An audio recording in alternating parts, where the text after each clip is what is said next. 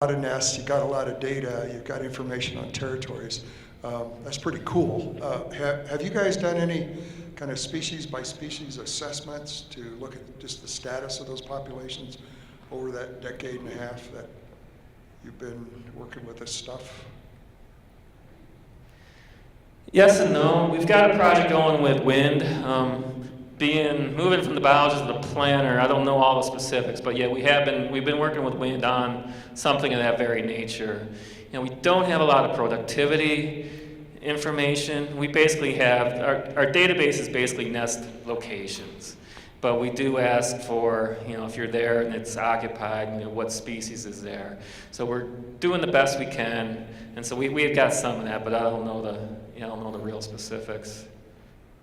But if you had success or fledgling success and things like that, you could, at that scale, do some kind of somewhat science-based.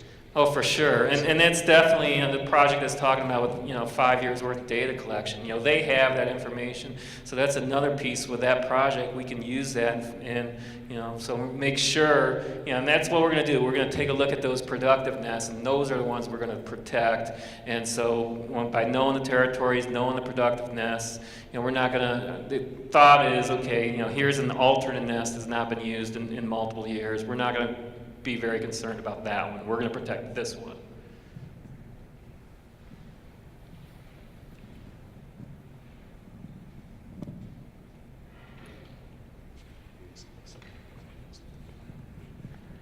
I guess if there's no more questions, the thing I'd really like to do is just emphasize the importance at the project planning level. If it's going to be bigger than just a single well approach, that really helps out.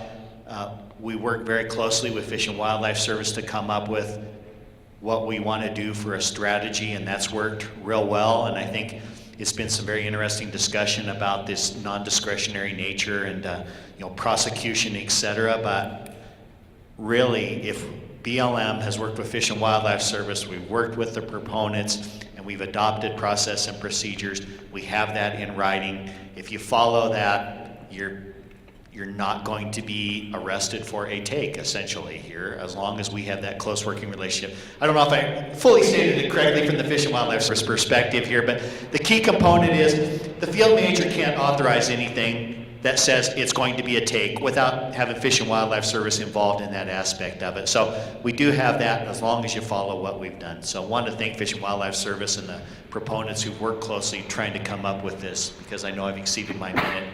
Is that unlike everything else we manage that's wildlife related, we normally have some sort of target population in there. We can look at our analysis, we can come up with impacts and say, wow, we're over herd objective, you're not going to really hurt it, or you're under, you're going to hurt it. With raptors, we don't have a number. It says, here you go, buffalo, you got 300 ferruginous hawk, you're okay to get it down to 250, and then you got to do something. The raptors don't work that same way. So that's the challenge, as opposed to, wow, deer, elk, all those species, we can work with that because we got a number we can all work with. I'm an engineer, so I love the number aspect of it. Raptors, we've got nests and they're occupied or not, and we're dealing with a longer term issue. So, no more questions? Tom and I'll be here. We can answer them later. Thanks.